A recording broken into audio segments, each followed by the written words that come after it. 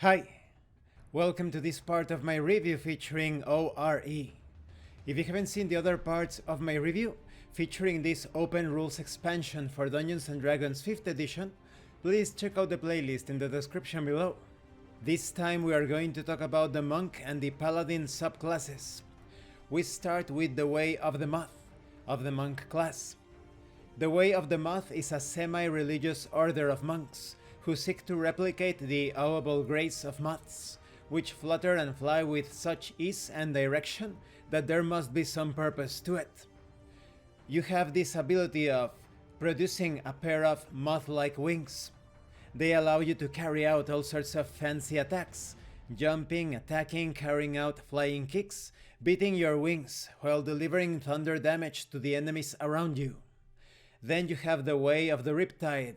The odd individual finds meaning in ocean waves and currents. Students of the Riptide make the sea a part of themselves, so that being away from it physically does not part them from it in spirit. You have some very fun and cowabunga type of special abilities and powers. You have your surfboard, which is a new vehicle introduced in this expansion, and you can ride this surfboard while attacking your enemies, dealing additional force damage. And you don't even need water at higher levels. You have this link with a phantasmal water sort of energy that allows you to even produce storms. So you're going to be riding these phantasmal waves across the battlefield while destroying your enemies. Then you have the Way of the White Hells. Monks who study the cycle of life and death discover companionship with the souls of the dead and the damned in the hells.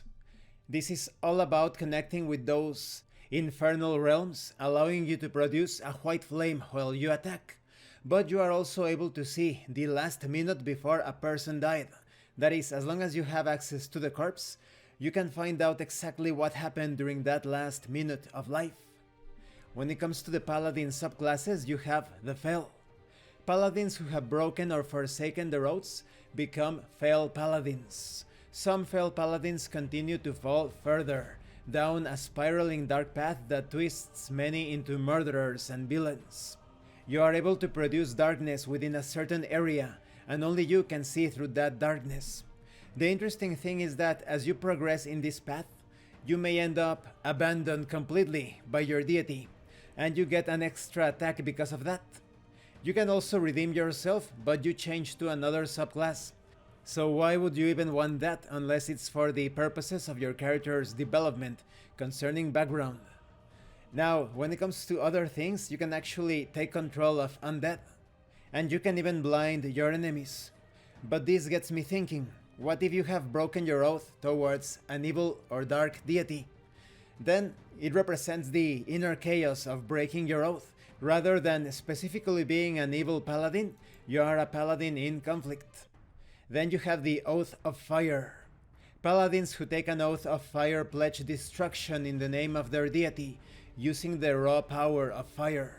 Through your powers, you are able to envelop your enemies in flames, or even produce magma from the earth. Then we have the Oath of Preservation. The Oath of Preservation is taken and upheld by paladins who use everything at their disposal to preserve the world around them, protecting it from change. You specialize in healing, but you are also able to produce an effect within a certain distance that keeps you and your allies from changing form unwillingly, for example through the polymorph spell. Then you have the Planekeeper. Hailing from other planes of existence, Planekeeper paladins are agents of divine, infernal, or elemental justice. They hunt their prey, those who offend the rulers of their plane. So you are able to shift between planes, and you have some interesting effects based on your alignment. In the case of Law, you are able to keep creatures from moving away from you. But for example, when you are on the Chaos side of the alignment scale, when you reduce a creature to 0 hit points with a melee weapon attack, you can make another melee weapon attack against a different creature as a free action, somewhat like cleaving. And this concludes this part of the review. In the next part we are going to talk about the Scion. All about the Scion because this is a new class exclusive to this expansion. I really enjoy how fun the monk archetypes are. as you produce those moth-like wings, as you use your surfboard, and producing that white flame from your fists. Putting aside the mechanical benefits, they are very fun.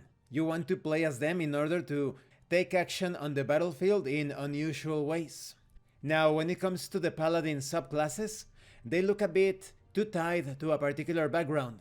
That is not to say that they are not as fun, but I think they are quite tied when it comes to your oaths, to your deity, to your personal history as a Paladin. Maybe you come from another plane, maybe you serve a deity of fire, maybe you broke your oath with a particular strict deity, so it's all about that. I think the enjoyment rather lies on how you tie those subclasses or archetypes to your Paladin background history. Thank you for watching this part of the review. Don't forget to leave a like, a comment, and subscribe. And thank you so much to those of you that are going the extra mile to support the channel. If anyone else wishes to further support the channel, the information on how to do that will be in the description below. This has been Abraham El Jaguar, a professional game master. If you want me to run a game for you, please check out the pinned comment below. And remember, master roleplay and you will master the game. Once again, thank you, and see you later.